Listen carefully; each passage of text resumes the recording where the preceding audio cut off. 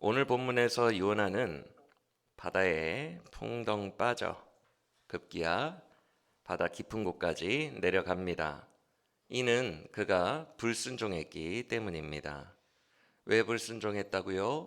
그의 안에 은혜가 메말랐기 때문이라고 했습니다. 은혜의 시스템 바깥에 그가 있었고, 은혜의 시스템 바깥에 있었기 때문에 그에게 이미 은혜가 있음에도 그게 은혜로 느껴지지도 않고 누리지도 못하고 살았던 것이죠. 하지만 이런 요나를 주님은 불쌍히 여기셨습니다. 불신자들보다도 못한 영적 상태로 완악해진 그였지만 하나님은 그에게 은혜를 다시 회복시켜 주시기를 원하셨습니다. 그래서 대자연이죠.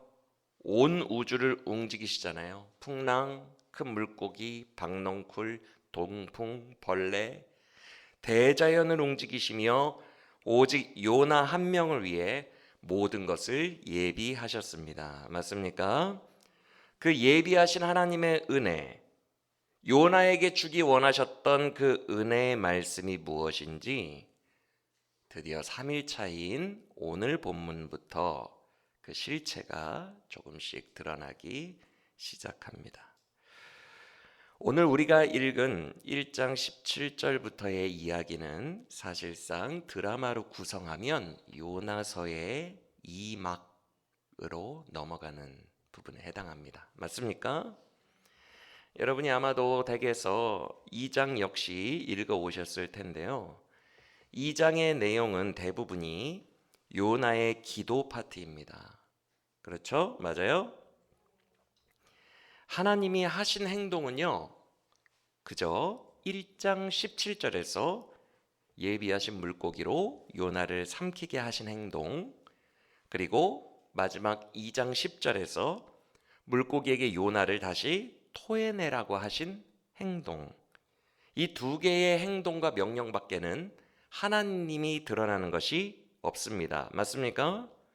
그래서 이야기의 2막은 샌드위치 구조로 되어 있습니다. 가장 앞절과 가장 뒷절은 물고기를 통한 하나님의 은혜의 구원이 기록되어 있고요. 그 구원 행위, 샌드위치와 같이 앞뒤로 싸고 있는 구원 행위 안에서 요나가 기도한 내용이 주로 90% 2장을 채우고 있는 형식입니다. 맞죠? 그렇다면 여러분이 생각할 때는 2장에 나오는 사실상 핵심 내용이라고 할 수 있는데 요나의 회개 기도, 그 기도가 어떤 기도라고 생각을 하십니까? 대체적으로 우리는 아동부 때부터 어떻게 배워왔어요? 요나서의 2막, 즉 2장에 나오는 요나의 기도를 회개 기도라고 배워왔습니다. 맞습니까? 일반적으로 우리가 그렇게 많은 목사님들을 통해서 배웠는데요. 구성이 어때요? 요나가 물고기 뱃속에서 정신 차리고 회개하니까 하나님이 그를 구해주셨다. 이런 식으로 해설이 되죠. 물론 이런 해석도 일리가 있습니다. 왜냐하면 물고기가 요나를 토해낸 후에 이 기도를 통해서 요나의 정서가, 요나의 어떤 마음이 변하긴 변했어요. 그렇죠? 그러니까 토해낸 후에 불순종 1장 1절에서 불순종하던 것을 3장 1절에서 어찌됐건 순종으로 바뀌잖아요. 그렇죠? 그러니까 이 기도가 회개 기도입니다 라고 해석한 것도 일리가 있어요. 왜냐하면 그의 행동이 바뀌었기 때문에.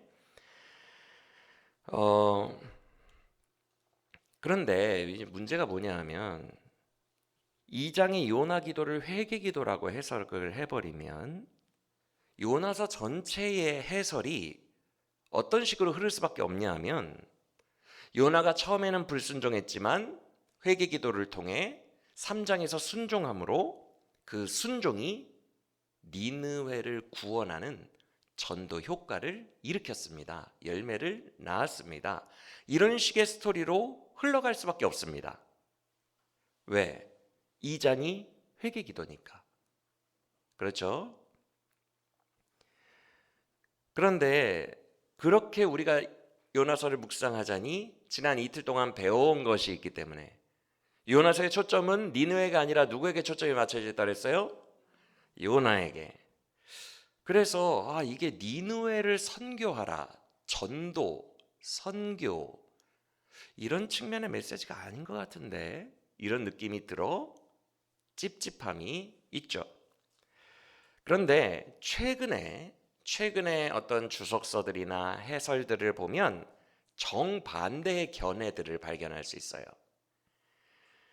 대부분은 이것을 회개기도다라고 해석을 하는 반면에 소수의 최근의 견해들은 반대로 이 기도는 최악의 기도다, 정말 잘못된 기도다라고 해설을 하는 분들이 계십니다. 왜냐하면 요나는 아직도 회개 안 했다. 아직도 고집스러울 정도의 선민의식에 갇혀 있었고 바리새인적 기도를 한 거다라고 보는 견해들이 최근에 있어요. 그 근거가 뭐예요?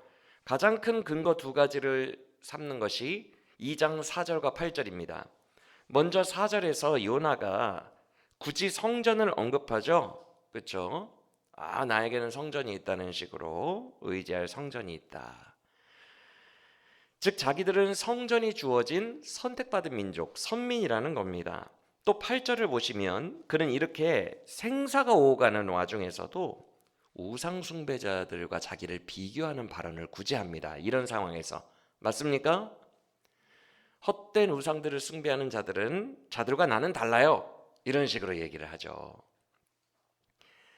뉘앙스가 그래요. 여러분들도 그냥 읽으시면 느껴지시겠지만 굳이 이런 말을 할 필요가 없죠.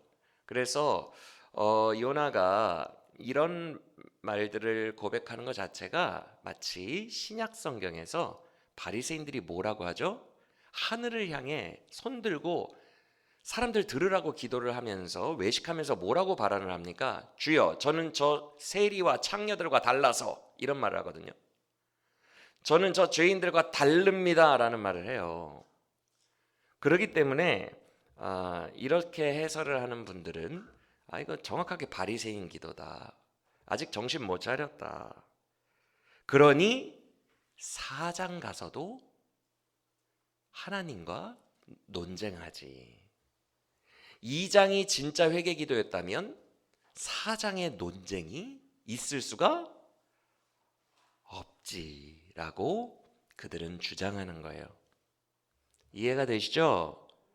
우리가 전통적으로 배워온 견해가 있고 그거에 완전히 정반대로 해석하여 비판적으로 요나서를 해설하는 견해가 있어요. 여러분이 생각하실 때는 어느 쪽인 것 같아요? 이번 특별 새벽 기도회가 귀한 것이요. 하나님께서 여러분에게 예비하신 은혜가 있는데 그 중에 하나가 요나서를 바라보는 전혀 새로운 제3의 관점으로 여러분들에게 말씀하신다는 것 같아요.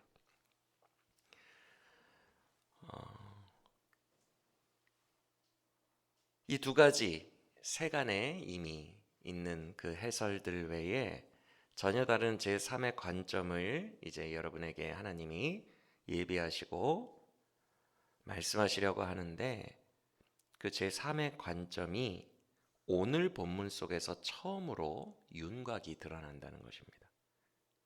그래서 요나서의 진짜 감춰진 비밀, 요나서의 진짜 의도, 하나님이 정말 말씀하고 싶었던 것이 오늘 본문부터 벗겨지기 시작한다는 거예요.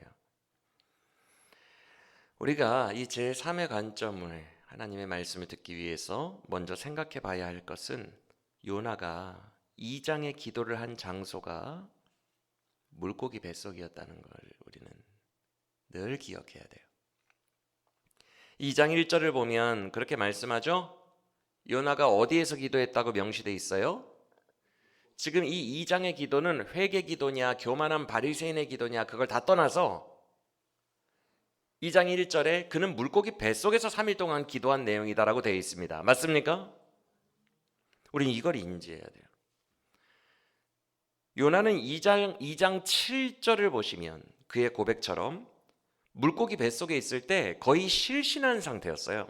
왜 실신했다고 하냐면 7절에 내 영혼이 내 속에서 피곤했다. 이 피곤하다라는 히브리어가 기절하다, 실신하다, 빈사 상태에 빠지다 라는 히브리어이기 때문에 그래요. 그래서 그는 물고기 뱃속에서 실신한 상태였어요. 거의 기절한 상태였다고요. 그가 물고기 뱃속에서 며칠 있었다고요? 1장 17절을 보니까 꼬박 3일 밤낮을 있었대요. 즉 요나에게 있어서 이 3일은요 완전한 절망의 시간이고요 결코 유쾌한 경험이 아니었다는 것을 우리는 상황적으로 이해해야 됩니다. 예수님이 신약 성경에서 괜히 본인이 3일 동안 죽음 가운데 있다가 부활하실 거라는 말씀을 요나 뱃속의 비유로, 요나 물고기 뱃속의 비유로 말씀하신 게 괜히 하신 게 아니에요. 본인이 죽었다가 사실 것을 요나 비유로 말씀하셨죠, 그렇죠? 그럼 요나가 물고기 뱃속에 있었다는 것은 거의 죽음 수준이라는 겁니다. 예수님이 비유하셨잖아요. 맞습니까? 그는 거의 죽음 가운데 있었어요. 유쾌한 경험 아니라는 거예요. 실제로 예수님도 3일 동안 스올에 계셨습니다. 스올이 뭐라 그랬어요? 어떤 개념이에요? 죽은 자들이 가는 곳을 스올이라고 합니다. 예수님도 완전히 죽으사 스올에 계셨어요. 그래서 신약 성경의 수많은 표현들이 이렇게 표현하는 거예요. 그가 죽은 자들 가운데에서 부활하셨다라고. 죽은 자들 가운데에서 부활하셨다는 말이 뭐예요? 그가 죽은 자들 가운데 있었다는 얘기입니다. 그래서 그는 스올에 계셨습니다. 3일 동안 완전히 죽으셔서.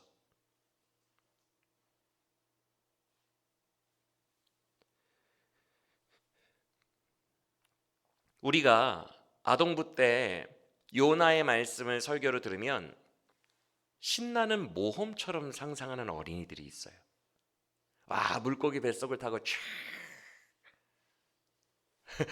근데 결코 유쾌하거나 신나는 모험이 아니라 예수님이 죽음으로 대입하셨을 정도로 사실상 빈사 상태, 죽음 체험을 하고 있었습니다. 실제로 요나가 이렇게 표현하는 거 한번 봅시다. 1장 17절에서 요나가 어디 뱃속에 있었대요?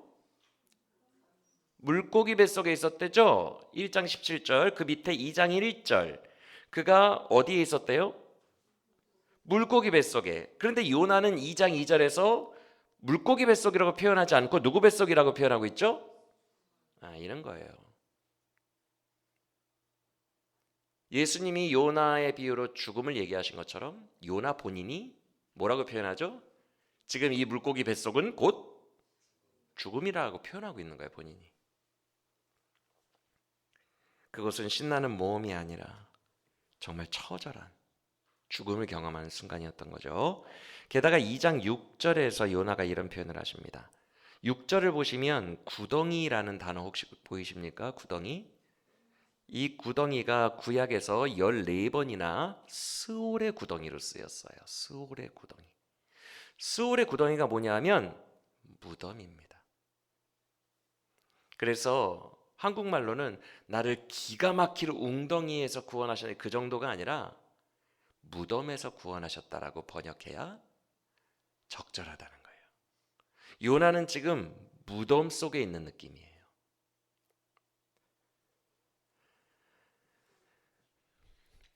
그런데 그 앞에 상황을 보세요. 6장 초반부를 보면 땅이 그 빗장으로 나를 오랫동안 막았습니다 라는 표현이 있어요. 이게 무슨 말이에요? 정말로 땅이 그를 삼켰다는 표현이에요? 아니면은 죽음의 빗장이 쳐진 무덤 속에 갇혀 있었다는 얘기예요? 그 얘기거든요. 지금 스올에 대한 표현을 하고 있는 거예요. 마치 물고기가 지금 뱃속에서 3일째 자기를 뱉어주지 않고 있죠? 그 뱉어주지 않는 그 시간이 신나는 시간이 아니라 빗장이 가려져서 갇힌 것 같은 느낌의 시간이었다는 거예요. 고통이죠. 즉 죽음의 권세 안에 사로잡혀 있는 듯한 느낌이에요. 자, 우리가 이 장을 이해할 때, 그의 기도를 이해할 때 가장 우선시해야 되는 것은 그의 상황이 교만하고 뭐하고 할 겨를이, 자존심 세우고 고집 부리고 옥리 부리고 할 겨를이 없다는 것을 우리는 일단 알아야 돼요. 죽음의 문턱 정도로는 표현이 약해요. 요나의 표현대로라면 죽음의 문턱에 이른 게 아니라 죽음 속으로 들어가서 죽음이 자기를 감싸고 묶었어요. 빗장까지 걸어 잠그고 죽음의 권세 안에 완전히 붙들려 버렸습니다. 장악되었어요. 그래서 오늘 본문에만 죽음이 나를 감싸고 있다, 두르고 있다, 에워싸고 있다만 5번이나 나오는 거예요. 문턱에 접근한 게 아니라 감싸고 완전히 그냥 꽁꽁 싸 매진 겁니다. 볼까요? 3절, 큰 물이 나를 둘렀고 물이 내 위에 넘쳤다. 5절, 물이 나를 영혼까지 둘러쌌다. 기품이 나를 에워쌌다. 해초들까지도 내 머리를 둘러쌌다. 포위된 겁니다. 빗장 얘기까지 나오는 걸 보니 약 6회 정도 포위되었다, 완전히 묶였다, 갇혔다 라는 절망적 표현들이 언급되고 있는 거예요. 맞습니까? 그래서 우리가 2장에서의 요나의 기도를 분석할 때 이건 진짜 회개 기도다, 혹은 아직 정신 못 차린 바리새인의 왜곡된 기도다, 이것을 판단하기 전에 고려해 봐야 될 것은 지금 거의 죽은 상태라는 거예요. 그래서 이 본문을 해석할 때 가장 중요한 것은 죽음에서 건지신 복음적 해석이 필요하다라는 것입니다. 지금 이 사람의 상황이 그렇기 때문에. 보다 더 근본적인 차원의 문제라는 거예요. 이 장은 죽음 그리고 생명의 구원과 관련한 차원 말입니다. 그는 모든 것을 포기할 만한 상황이에요. 죽음이 빗장까지 걸어 잠궜으니까. 그런데 이렇게 사람이 경험할 수 있는 최후의 막바지 중에 막바지, 가장 절망 중에 절망, 그리고 멸망 중에 멸망 상황에서 그가 지금 고백하고 있는 핵심이 뭐냐가 중요하다는 거예요.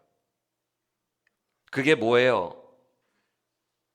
이런 상황 속에서 그는 무엇을 고백합니까? 9절의 마지막 절을 봅니다. 그가 뭐라고 합니까? 구원은 누구에게? 구원은 여호와께 속했다. 이게 중요한 거예요. 그리고 그 바로 앞에 8절 마지막 고백처럼 그 구원은 은혜로 임하는 거예요. 베풀어 주신 은혜로 임했다라고 고백하고 있어요. 왜? 3절 보세요. 요나가 잘한 것 하나도 없어요. 본인이 더 잘 알아요. 나를 누가 던졌대요, 바다로. 본인 죄로 인한 멸망이고 심판이고 지옥임을 누가 더 잘 알고 있어요? 요나가 다 알고 있어요. 앞서 1장에서도 선원들에게 이 풍랑의 원인은 나로 인함입니다 라고 알고 있었죠, 자기가? 요나는 알고 있었어요. 이 모든 일이 나의 불순종과 죄악 때문에 벌어진 일이라는 것을 인정했습니다. 즉, 나는 잘한 게 없어요. 지금 요나의 고백을 잘 보세요. 나는 잘한 게 없어요. 그러나 주님이 은혜를 베푸셔서 나를 사망의 권세 가운데에서 구원해 줬다라는 이야기를 고백하고 있는 거예요. 나는 잘한 게 하나도 없어도 주님이 은혜로 구원해 주시는 거예요.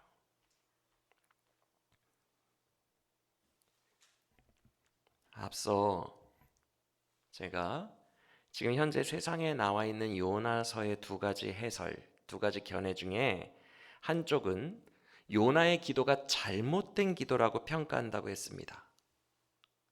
맞아요. 왜 그러냐면 그의 기도를 면밀히 관찰해 보면요, 진짜 회개가 없어요. 한번 이 기도문을 가만히 보세요. 회개가 있나? 회개란 뭐예요? 주님, 내가 니느웨로 안 간 거 잘못했어요. 그래요. 잘못했어요. 그거 불순종이에요.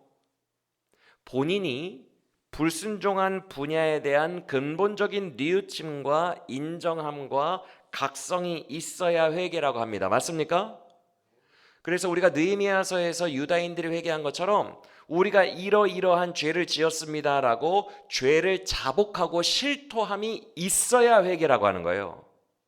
근데 오늘 본문 19절을 눈 씻고 찾아봐도 본인이 불순종한 것에 대한 자복함이 전혀 없습니다.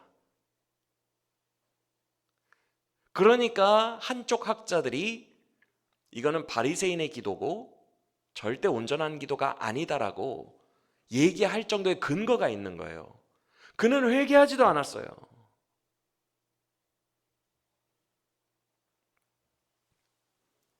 그렇기 때문에 우리가 생각해야 될 것은 그 두 가지의 견해에 묶이지 말고요, 제3의 견해로 우리가 생각해야 될 것은 뭐냐 하면, 회개도 안 한 요나가 죽음의 강력한 권세에 완전히 묶인 상태거든요. 거의 죽은 거예요. 그런데 그 죽음에서도 주님이 빗장을 푸시고 요나를 생명을 건지셨어요. 구원해 주셨어요. 그 근거가 뭐겠느냐는 거예요. 요나가 8절에서 고백했잖아요. 베푸신 은혜. 나는 그 은혜를 감사하며 제사와 서원제를 드리겠나이다. 그렇게 돼 있어요, 안 돼 있어요? 내가 내 말로 감사하며. 은혜로 구원받은 거예요.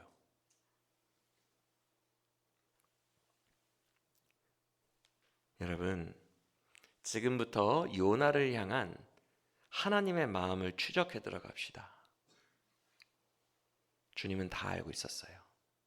요나가 회개하지 않을 것도, 그래서 4장에서 다시 논쟁을 할 것도 주님은 다 알고 계셨어요. 그런데 그가 깨달음을 전혀 얻지 못한 상태라는 것까지도 다 아셨는데, 그 모든 걸 아시고도 물고기를 예비하사 그를 흑암에서 구원해 주십니다. 일방적인 은혜로 구원해 주세요. 우리는 바로 이 일방적 은혜라는 것에 초점을 맞추고 집중해 봐야 합니다.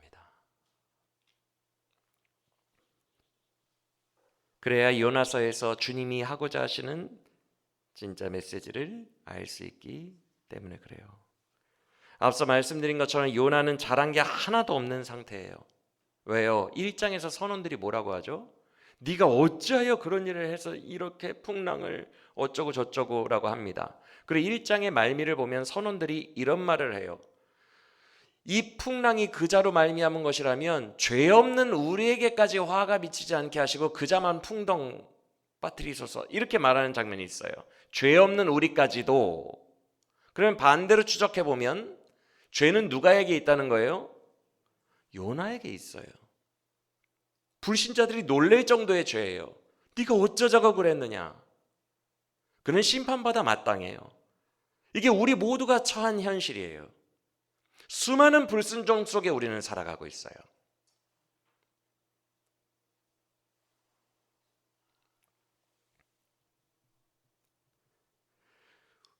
요나는, 우리는 불순종의 자녀들로서 잘한 게 하나도 없는 상태예요. 그런데 회개조차도 해요, 안 해요? 지금 회개도 안 해요. 만약 그의 회개가 2장에서 완결이 되었다면 4장은 필요 자체가 없겠죠. 맞습니까? 니느웨가 용서받았더라 라며 3장으로 끝났겠죠. 회개도 안 해요. 다시 말하면 뭐예요? 요나는 구원받을 자격이 있었다, 없었다? 없었다는 거예요. 그는 자격이 없는데도 구원을 얻었습니다. 그런 측면으로 생각하며 다시 본문을 제3의 관점, 복음적 관점으로 본문을 보면요, 2장에서 가장 놀라운 표현들은 따로 있어요. 그건 바로 회개조차 하지 않고 본인 죄가 무엇인지조차 깨닫지 못한 자격 없는 자가 부르짖었을 때 여호와께서 들으셨다라는 반복되는 고백입니다.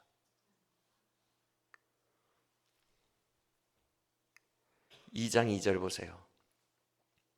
고난 때문에 여호와께 부르짖었더니 주께서 나에게 대답하셨다. 여러분, 회개가 아닙니다. 고난 때문입니다. 주님이 들으실 만한 기도가 아닙니다. 그냥 아파요예요. 주님 힘들어요. 무서워요. 아파요 이거예요. 그냥 내가 너무 고통스러우니까 고난 때문에 여호와께 부르짖었더니. 2절의 후반부 보세요. 내가 죽음 속에서 부르짖으니까 주님이 내 음성을 들으셨다.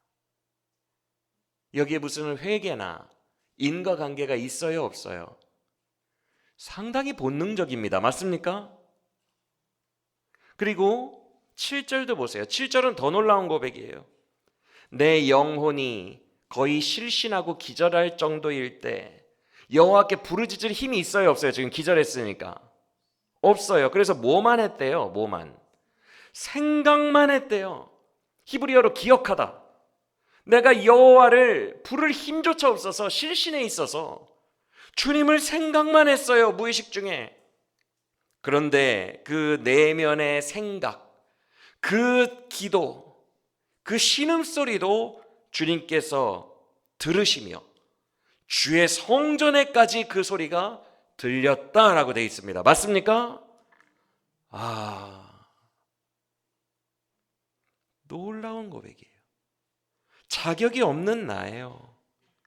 아직도 주의 마음이 뭔지 깨닫지도 못했어요. 아직도 미련하고 무지한 나예요. 그런데 그런 내가 극심한 고통 속에서 아버지 너무 아파요, 아버지 너무 힘들어요 라고 하니까 아버지가 즉시 대답하시는 거예요. 내가 제대로 기도조차 하지도 못하고 나의 영혼이, 나의 생명이 기력이 다하여 기절할 것 같은 가운데 생각만으로만 절규했던, 아버지를 생각만으로만 본능적으로 찾았던 그 기도가 아버지가 계신 보좌에 닿았다는 것입니다. 그리고 아버지는 그 본능적 부르짖음을 들으시고 요나의 자격 없음과 어떠함과 전혀 상관없이 그의 손을 내밀어 그를 죽음 가운데에서 구원해 주신 거예요.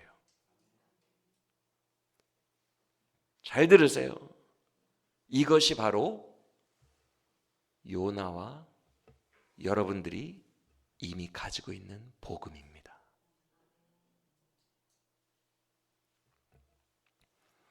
그래서 8절에서 우상 숭배자들과 자기를 비교하는 본문은요, 그가 아직도 정신 못 차리고 바리새인 기도를 했다기보다는 이렇게 이해를 해야 돼요. 요나와 북왕국이 가지고 있던 특별한 복음, 그들 안에 소유된 복음,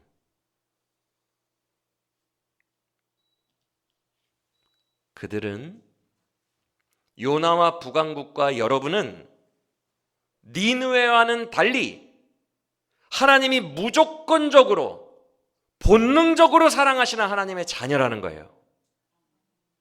내일 자세히 살펴보겠지만 니느웨는 어떻게 용서받습니까? 이제부터 요나서의 핵심이 열리기 시작합니다. 3장 10절을 잠깐 읽어봅시다. 3장 10절. 3장 10절에서 읽어볼게요. 시작.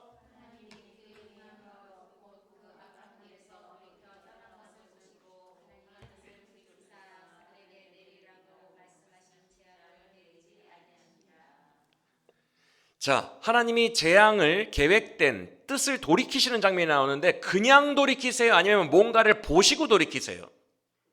보셨는데 그 제일 앞에 행위를 보시고 하셨어요. 맞습니까? 니느웨는 행동하는 걸 보고 하신다고요. 요나와 북왕국은 안 보고 하신다고요. 3장 10절을 문장 구조를 단순화시켜 볼까요? 원어를 바탕으로 문장 구조를 단순화시키면요, 이렇게 돼 있어요. 그들이 악에서 돌이키자 하나님이 악에서 돌이켰다, 이렇게 돼 있어요. 왜? 재앙이라는 단어는 라라는 단어인데 똑같이 악독이라는 단어와 같은 단어예요. 그러니까 하나님이 그들에게 악하게 대하시는, 재앙으로 대하시는 것을 돌이키신 거예요. 그래서 문장 구조를 보면 둘 다 라로 되어 있어요. 조건절입니다. 그들이 악에서 돌이키자 하나님이 악에서 돌이켰다, 이렇게 되어 있어요. 히브리어로는. 그들이 한 대로 하십니다. 그런데 요나와 북왕국은요, 한 대로 하지 않아요. 부르짖으면 그냥 들어요. 이게 옆집 자식과 내 자식의 차이예요.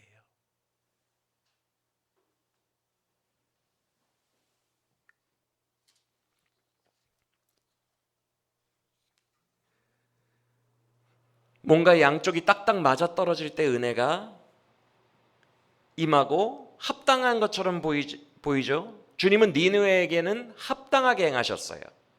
그들이 딱 돌이키는 것을 철저하게 계산적으로 보신 후에 됐다 싶으니까 본인도 돌이키셨어요.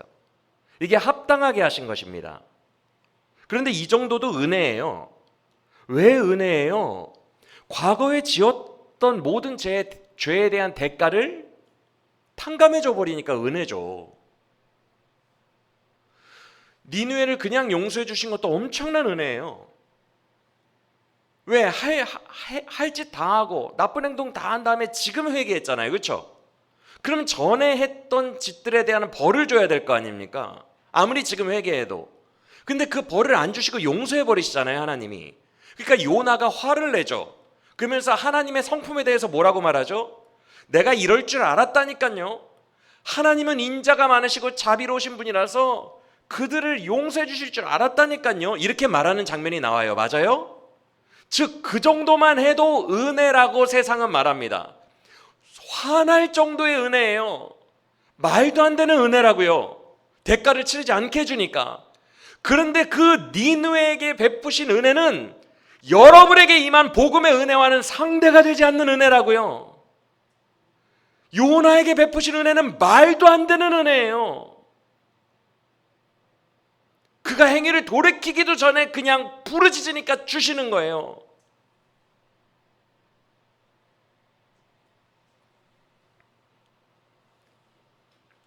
차원이 다른 거예요. 하늘을 두루마리 삼고 바다를 먹물 삼아도 그 은혜의 깊이와 너비와 높이가 얼마나 큰 것인지 우리는 상상도 못할 은혜예요. 하나님의 복음에 담긴 예수 그리스도의 은혜가. 돌이키지도 않았는데, 회개도 안 했는데, 우리가 아직 죄인 되었을 때에, 그 어떤 의로운 행위도 하지 않았을 때에 그리스도께서 죽으심으로 우리를 사랑하신다는 사랑을 그가 확증하셨느니라. 우리가 아직 죄인 되었을 때에 사랑하신 겁니다. 이게 자녀들에게 임한 예정적인 놀라운 복음이에요.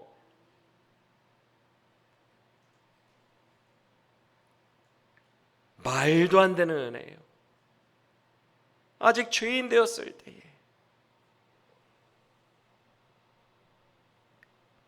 아무것도 모르며 우리가 죄악 가운데 살아가고 아버지의 은혜가 얼마나 깊은지도 모르며 아버지의 날 향한 깊은 사랑이 무엇인지도 모르는 자가 고통 속에서 아버지 너무 아파요, 아버지 너무 힘들어요, 아버지 너무 괴로워요 라고 하면 그 기도가 그의 자격 여하와 상관없이 아버지의 보좌에까지 상달되어 내 아들아 내 딸아 하며 달려오시는 은혜가 여러분에게 있다는 것입니다. 내가 아직 죄인 되었을 때에 그 어떤 회개라던가 자격을 얻기도 전에 먼저 예수님을 앞서 보내신 은혜가 여러분에게 있다는 것입니다. 어떻게 일할 수 있죠? 어떻게 자격도 없는 자에게 앞선 은혜를 베푸실 수 있죠? 이런 은혜는 온 세상에 단 한 가지 경우에만 주어집니다. 그가 내 자녀일 경우에만. 할렐루야. 여러분은 하나님의 자녀이십니다.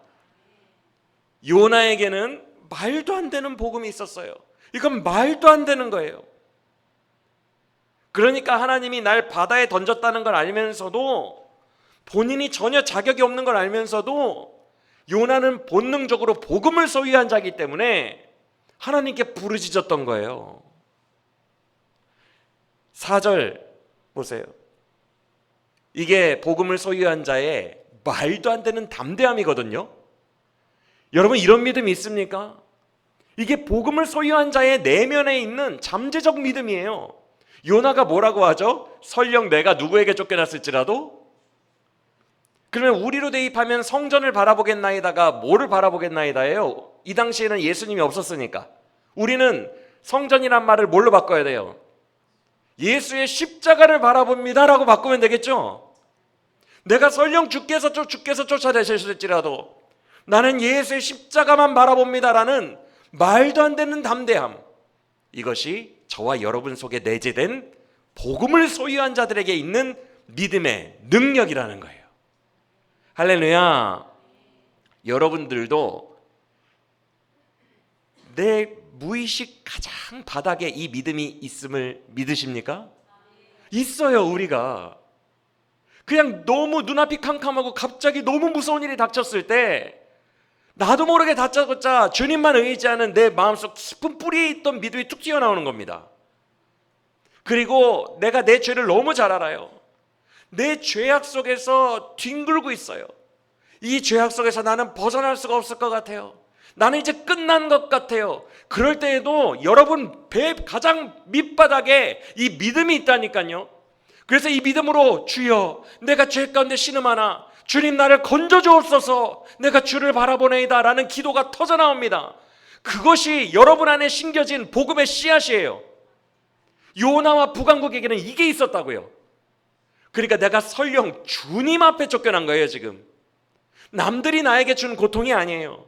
주님이 쫓아내셨어도 아빠 할 수 있는 담대함이 자녀들에게는 있다는 거예요. 믿으십니까?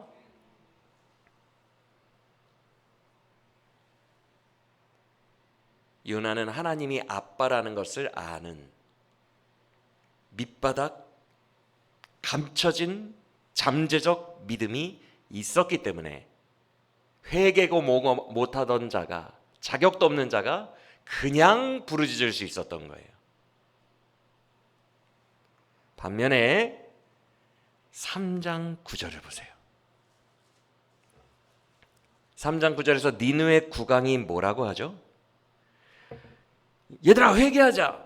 우리가 제대로만 회개하면 하나님이 혹시 뜻을 돌이키실지 누가? 여러분 이제 요나서가 보이기 시작하십니까? 그들에게는 확신이 없어요. 그들은 혹시예요. 혹시 그럴 수도 있으니 한번 믿자야 본전이니까 한번 해볼래? 자 1장으로 가봅시다. 1장 6절을 보면 똑같은 이방인이에요. 1장과 3장에만 이방인이 나온다 그랬어요. 1장에서 선장이 요나를 깨우면서 뭐라고 하죠? 내 하나님께 구하라. 그 다음 단어가 뭐예요? 혹시. 이게 이방인들이에요.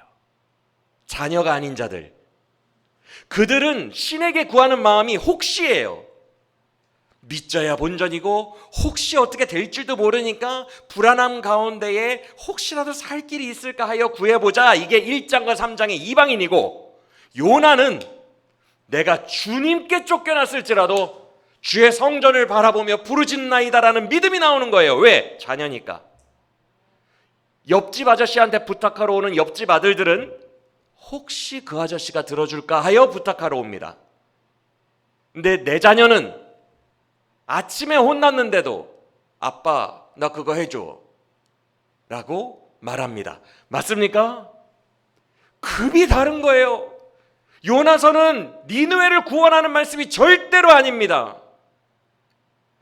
북왕국과 요나에게 임한 말도 안 되는 복음을 얘기하고 싶으신 거예요. 내가 너희를 얼마나 사랑하는데, 내가 너희에게 얼마나 큰 은혜를 주었는데, 왜 이들은 이렇게 회개하는데 너는 은혜가 없어서 회개를 안 하느냐?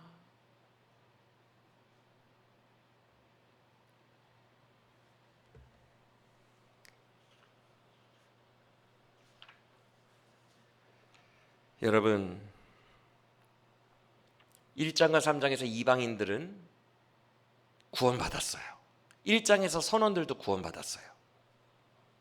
3장에서 느느웨도 구원받았어요. 그러나 그들은 하는 행동들을 보면요, 선원들도 막 동분서주 막 신께 기도하고 제비 뽑고 짐 버리고 노를 한번 저어보고 하나님께 간절히 1장을 보세요. 그들이 기도할 때 간절히 기도합니다. 사력을 다해 기도하고 1장과 3장의 이방인들은요, 최선을 다했기 때문에 구원받았어요. 근데 주의 자녀는 다릅니다. 지금 이 차이가 이해가 되십니까? 요나는 최선을 다하지도 않았어요.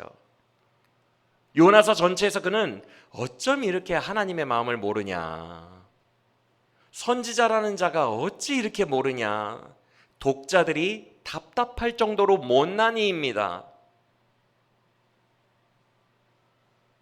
그는 정말 못난 인간이고 자격도 없는데 그에게 이미 주어진 말도 안 되는 복음 안에서 구원을 받아요.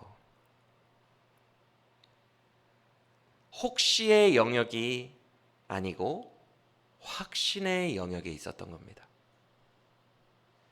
그래서 1장의 16절을 보면 선원들이 제사와 서원제를 드렸다고 되어 있거든요. 그렇죠?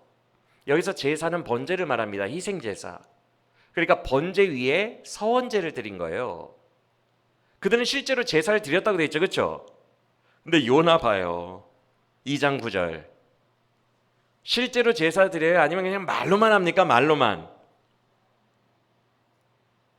똑같은 제사를 드리거든요.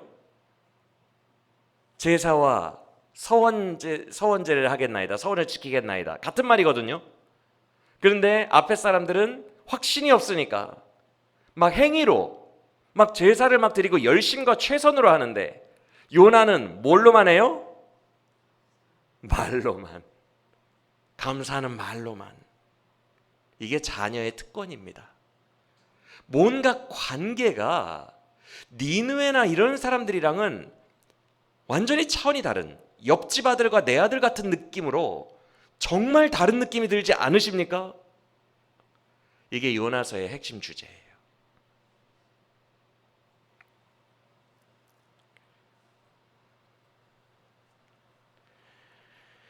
사랑하는 여러분, 여러분은 이 세상에서 가장 귀한 축복을 받았습니다. 이 세상 그 무엇과도 바꿀 수 없는 말도 안 되는 특권을 받았습니다.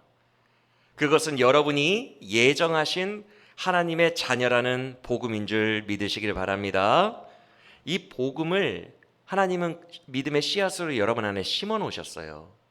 여러분 바닥에는 이 복음의 씨앗이 숨겨져 있어요.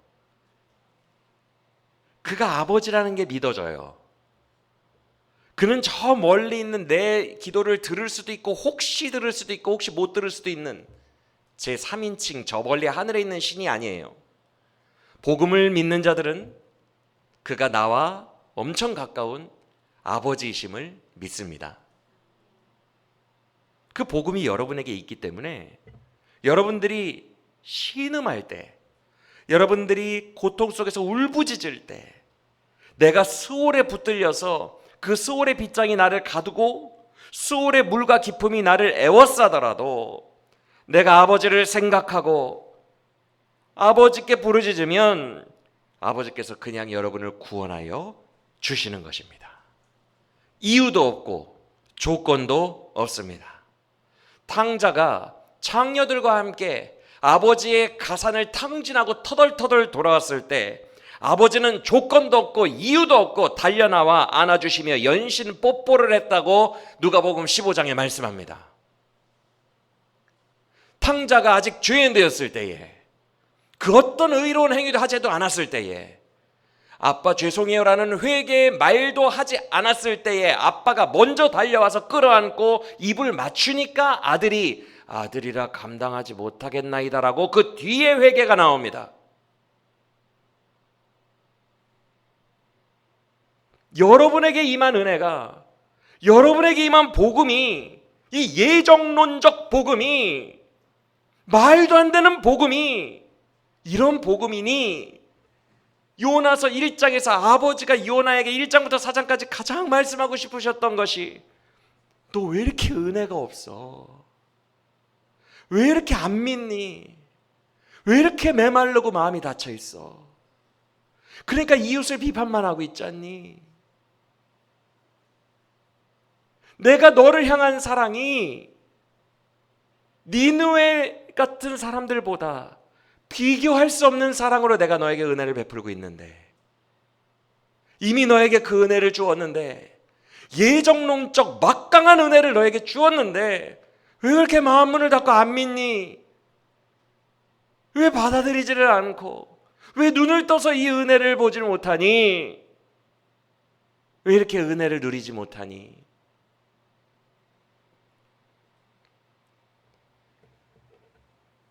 탕자에게 달려 나오셔서, 버선발로 나오셔서 본능적으로 안아주신, 그에게 그 어떤 죄도 묻기도 전에 달려나와 안아주신 그 본능적 아버지의 사랑이 여러분에게도 있다는 것을 믿으시길 바랍니다. 탕자 이야기에서 아버지가 집중하는 건 단 하나입니다. 내 아들은 죽었다가 살아났으며 내가 잃었다가 다시 얻었는데 내가 기뻐하는 게 당연하지 않겠느냐. 아버지는 자녀의 죄, 자녀의 자격, 자녀의 어떠함, 그것보다 내 아들이, 내 딸이 죽었다가 살아났는데 내가 어찌 기쁘지 않겠느냐. 거기에 더 집중하는 것이 아버지의 마음이심을 믿으시길 바랍니다. 니느웨에게는 계산을 하셨습니다. 그들이 완전히 악에서 떠난 행위를 보신 후에, 점검하신 후에 본인도 돌이키셨습니다. 하지만 여러분에게는 계산이라는 것이 존재하지 않습니다. 이것이 요나서를 통해 요나에게 하고자 하시는 아버지의 마음입니다. 얘야, 너는 항상 나와 함께 있으며 네 것이 다 내 것인데, 내 것이 다 내 것인데 왜 화를 내고 있느냐? 왜 동생에게 소 잡아줬다고 왜 그렇게 옆 사람을 비판하며 나와 함께 사는데 은혜가 그렇게 없느냐? 내 것이 다 네 것인데, 내가 너에게 다 주었는데 왜 그렇게 은혜가 없느냐? 왜 화를 내느냐? 너의 안에 복음의 은혜가 회복되면 좋겠구나. 나는 네가 화를 내는 니느웨보다 말할 수 없는 사랑으로 너에게 집중하고 있고 너를 사랑하고 있단다. 내 눈은 언제나 널 향하고 있고 내 마음은 온통 네 생각으로 가득하단다. 이제 널 향한 깊은 사랑을 깨닫고 이 은혜를 누리며 살았으면 좋겠구나. 오늘 이 주의 음성이 말씀 안에서 우리의 영혼을 가득 채우기를 예수 그리스도 이름으로 간절히 축원합니다. 그리고 오늘 이제 말씀이 들렸으니 이 말씀이 성령 안에서 역사하사 우리의 눈을 열어 내가 바로 이런 하나님 앞에 사랑받는 자녀라는 것이 위로부터 깨달아지는 역사가 강하게 있기를 예수 그리스도 이름으로 간절히 축원합니다.